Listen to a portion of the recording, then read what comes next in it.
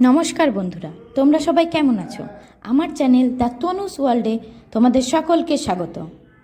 তোমরা কি মহাকাল দর্শন করতে চাও বা যাবে বলে ভাবছো? তাহলে ভিডিওটি শেষ পর্যন্ত অবশ্যই দেখো। ভিডিওটি ভালো লাগলে লাইক করো, কমেন্ট করো আর চ্যানেলটিকে সাবস্ক্রাইব করো। যেহেতু আমি বড়োদরায় থাকি, সেই জন্য আমি রাতের ট্রেন ধরে সকাল সকাল পৌঁছে গেছিলাম উজ্জয়ন স্টেশন। উজ্জয়ন স্টেশন থেকে মন্দির খুব বেশি দূর না, তোমরা ই রিক্সা বা অটো বুক করতে পারো, 1 থেকে 150 টাকার মধ্যে পেয়ে যাবে। এরপর আমরা সোজা হোটেলে যাব। এখানে তোমরা অনলাইনেও হোটেল বুক করতে পারো বা এখানে এসে অফলাইনেও হোটেল বুক করতে পারো। মন্দির চত্বরে প্রচুর হোটেল আছে, লো টু হাই সব বাজেটের হোটেল পেয়ে যাবে। এবার আমরা হোটেলে ফ্রেশ হয়ে প্রথমেই বেরিয়ে পড়েছিলাম মহাকালের পার্শ্ববর্তী মন্দিরগুলো পরিক্রমা করার জন্য। তোমরা মহাকাল মন্দিরের সামনে থেকে মাত্র 450 থেকে 500 টাকার মধ্যে অটো বা ই রিক্সা বুক করতে পারবে। এরপর আমরা ই রিক্সা বুক করে বেরিয়ে পড়েছিলাম গড়কালিকা মন্দির দর্শনের উদ্দেশ্যে। তোমরা এখানে দেখতেই পাচ্ছ আমরা পৌঁছে গেছি গড়কালিকা দেবী মন্দির। এখানে মা গড়কালিকা মহাকালী রূপে পূজিত হন। মনে করা হয় কালজয়ী কবি কালিদাস গড়কালিকা দেবীর উপাসক ছিলেন। তিনি যখন থেকে এই মন্দিরে পূজা অর্চনা শুরু করেছিলেন, তখন থেকে তার প্রতিভাশালী ব্যক্তিত্বের নির্মাণ হয়েছিল। কথিত আছে যে কালিদাসের মুখ থেকে সর্বপ্রথম শ্যামলা দণ্ডক মহাকালী স্তোত্র প্রকট হয়েছিল। গড়কালিকা মাতা মন্দির 51টি সতীপীঠের একটি। মনে করা হয় এখানে মা সতীর ঠোঁট পড়েছিল। এখানে প্রত্যেক বছর কালিদাস সমারোহ আয়োজন করার পূর্বে মা গড়কালিকার আরাধনা করা হয়। এই সতীপীঠ দর্শনের পর আমরা গেছিলাম কাল ভৈরব। বলা হয় মহাকাল উজ্জয়নের রাজা আর কাল ভৈরব হল সেনাপতি, তাই এখানের দর্শন কিন্তু মাস্ট। এখানে দর্শনার্থীদের এত বড়ই লাইন ছিল যে লাইনে দাঁড়িয়ে দাঁড়িয়ে আমার ছেলে তো ঘুমিয়েই পড়েছিল। দেখুন, এখানে লাইনে দাঁড়িয়ে দাঁড়িয়ে পেছনে থেকে কাকিমারও ঘুম পেয়ে গেছিল। এই যে ইনি আমার পুত্রের বাবা, হলেন আমার মাতাশ্রী, যিনি কিনা এই প্রচণ্ড রোদের জন্য নিজেকে সেলফিতে খুঁজেই পাচ্ছেন না। তোমরা এখানে ব্যারিকেডগুলো দেখছো? দেখো এখানে কত ধাগা বাঁধা আছে। এখানে ধাগা বেঁধে নিজের ইচ্ছা কাল ভৈরবের কাছে জানালে মনস্কামনা পূর্ণ হয়। এখানে পুজোর একটা ইন্টারেস্টিং ফ্যাক্ট হলো, এখানে কাল ভৈরবকে পুজো দিতে আপনি ফল, প্রসাদ ইত্যাদি যাই নেন না কেন, তার সাথে সোমরস কিন্তু আপনাকে অর্পণ করতেই হবে। এবার আমরা এই সিঁড়ি দিয়ে ওপরে গিয়ে বাবা কাল ভৈরবের দর্শন করব। এখানে তোমাদেরকে আর দর্শন করাতে পারলাম না, কারণ এখানে ক্যামেরা অফ করতে বলা হয়েছিল। এই মন্দিরটি হলো সিদ্ধবট মহারাজ মন্দির ও মা পার্বতী মন্দির। এবার আমরা যাব মঙ্গলনাথ মন্দিরের উদ্দেশ্যে।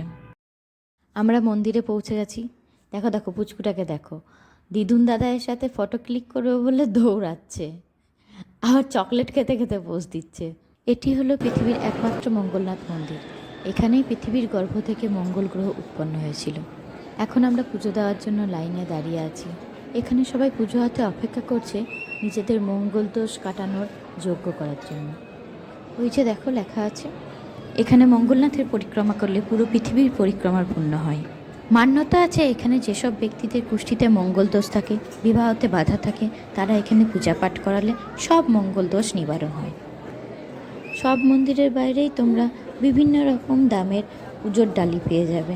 সেখান থেকেই পুজো কিনে নেবে এবং পুজো করে এসে সেই ডালাটা তাদেরকে ফেরত দিয়ে দিতে হবে। দেখো এখানে আবার আমার ছেলে দিদুকে ভুলিয়ে দিদুর ফোনটাকে হাতিয়ে নিয়েছে। এই ভিড়ের মধ্যে লাইনে দাঁড়িয়ে দাঁড়িয়ে গেম খুঁজছে, গেম খেলবে। আর দিদু বলছে, ভাই এখানে দাঁড়াস না, ফোনটা কেউ নিয়ে নেবে, চল। এখানে আমরা আমার নামে পুজো দিয়েছিলাম, কারণ মঙ্গলবারে জন্মেছি শুধুমাত্র আমি। এবার মঙ্গল দোষ থাকলে শুধু হয়তো আমারই থাকবে, তো পুষ্টি কিছু বানানো নেই, সেই জন্য জানিও না, এমনিই পুজো দিয়েছি। এখন আমরা এসেছি হরসিদ্ধি মাতা মন্দির। এটিও 51টি সতীপীঠের মধ্যে একটি। মনে করা হয় এখানে মাতা সতীর কনুই পড়েছিল। হরসিদ্ধি মাতা মন্দির ও রামঘাট মহাকাল মন্দিরের পাশেই। এই দুটি আপনারা পায়ে হেঁটেই ঘুরতে পারবেন। আমরা এখন আছি রামঘাটে। মহাকাল মন্দিরের পাশে শিপ্রা নদীর এই ঘাটটিকে বলা হয় রামঘাট। এই রামঘাটে স্নান করে মহাকালেশ্বরে পুজো দিতে হয়। এই শিপ্রা নদীর তীরেই কুম্ভ মেলার আয়োজন করা হয়। পুরাণ মতে ভগবান বিষ্ণু এই শিপ্রা নদীর জলে কয়েক বিন্দু অমৃত ঢেলেছিলেন। পুরাণে উল্লেখ আছে, মানুষ যদি মন থেকে ভক্তি ভরে শিপ্রা নদীকে স্মরণ করে তাহলে তার সব পাপ বিনষ্ট হয়ে মোক্ষ প্রাপ্ত হয়। এখন আমরা এসেছি সন্দীপনী আশ্রম। এই আশ্রমে ভগবান শ্রীকৃষ্ণ, বলরাম ও তার মিত্র সুদামা 14টি বিদ্যা লাভ করেছিলেন। এটা আমাদের হনুমান।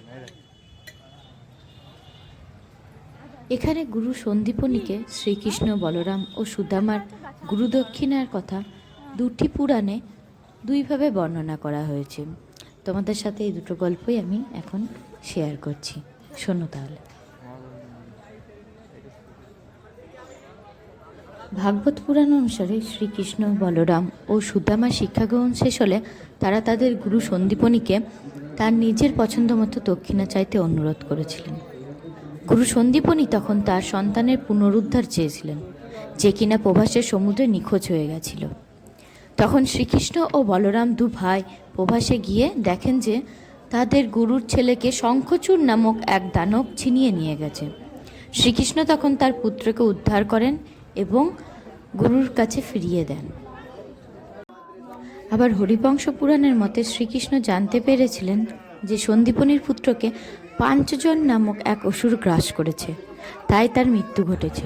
তখন শ্রীকৃষ্ণ ও বলরাম যমলোকে তাদের গুরুপুত্রকে পুনরুজ্জীবিত করার জন্য যমকে রাজি করাতে চান এবং সফল হন।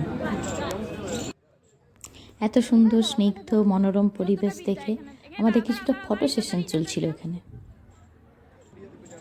এই 14টি বিদ্যার মধ্যে 4টি বিদ্যা হলো বেদ আর 10টি হলো বেদাঙ্গ। 4টি বেদ তো আমরা সবাই জানি, ঋগ্বেদ, যজুর্বেদ, সামবেদ, অথর্ববেদ। আর এই 10টি বেদাঙ্গ হলো teaching, prosody, grammar, etiology, astronomy, কল্পাস, theology, mythology, critic and logic. আমাদের এই মন্দিরগুলি দর্শন করে ফিরে আস্তে আস্তে সন্ধ্যা হয়ে গেছিল। সন্ধ্যেবেলা আমরা মহাকালেশ্বরের দর্শন করতে বেরিয়েছিলাম। দর্শনের জন্য ভিড় খুব একটা ছিল না, আর থাকলেও ভিতরের সিস্টেমটা এতটাই ভালো যে খুব তাড়াতাড়ি দেখা হয়ে যাবে। মহাকাল দর্শন করে সত্যিই মনটা ভরে গেছিল। আমরা কিন্তু মহাকাল দর্শন দুবার করেছিলাম। আজ করেছি সন্ধ্যাবেলা, আবার পরের দিন সকালবেলা স্নান করে আমরা পুজো নিয়ে মহাকাল দর্শন করেছিলাম। আমি বলবো তোমরা মহাকালেশ্বরের দর্শন কেউ দিনে করো বা রাতে, কিন্তু মহাকাল লোকের দর্শন রাতে কিন্তু তোমাদেরকে করতেই হবে। রাতের মহাকাল লোক দেখতে ঠিক যেন স্বর্গপুরী। এবার তোমাদের এই মন্দির সম্পর্কে কিছু কথা বলি। এই মন্দিরটি মধ্যপ্রদেশ রাজ্যের উজ্জয়িনী শহরে রুদ্রসাগর হ্রদের তীরে অবস্থিত। এই মন্দিরে শিবলিঙ্গটিকে স্বয়ম্ভু বা শিবের সাক্ষাৎ মূর্তি বলে মনে করা হয়। মহাকাল মন্দির হলো 12টি জ্যোতির্লিঙ্গের মধ্যে তৃতীয় জ্যোতির্লিঙ্গ। মহাকাল হলো দক্ষিণমুখী জ্যোতির্লিঙ্গ। এই কারণেই তন্ত্র সাধনার দৃষ্টিকোণ থেকে এটি অত্যন্ত গুরুত্বপূর্ণ বলে মনে করা হয়, কারণ তন্ত্র সাধনার জন্য দক্ষিণমুখী হওয়া আবশ্যক। শিবপুরাণ অনুসারে একবার সৃষ্টিকর্তা ব্রহ্মা ও রক্ষাকর্তা বিষ্ণু, তাদের মধ্যে কে শ্রেষ্ঠ তা নিয়ে বিবাদে রত হন। তাদের পরীক্ষা করার জন্য শিব ত্রিভুবনকে ভেদ করে জ্যোতির্লিঙ্গ নামে এক বিশাল অন্তহীন আলোকস্তম্ভ রূপে আবির্ভূত হন। বিষ্ণু ও ব্রহ্মা এই লিঙ্গের উৎস অনুসন্ধান করতে যান। ব্রহ্মা যান উপর দিকে এবং বিষ্ণু নামের নিচের দিকে, কিন্তু তারা কেউই এই লিঙ্গের উৎসটি খুঁজে পান না। ব্রহ্মা মিথ্যা বলেন যে তিনি উৎসটি খুঁজে পেয়েছেন, কিন্তু বিষ্ণু তার পরাজয় স্বীকার করে নেন। শিব তখন একটি দ্বিতীয় জ্যোতির্লিঙ্গ রূপে আবির্ভূত হয়ে মিথ্যা বলার জন্য ব্রহ্মাকে শাপ দেন যে অনুষ্ঠানে তার কোনো স্থান হবে না। আর অন্যদিকে সত্য কথা বলার জন্য তিনি বিষ্ণুকে আশীর্বাদ করে বলেন যে সৃষ্টির অন্তিমকাল পর্যন্ত তিনি পূজিত হবেন।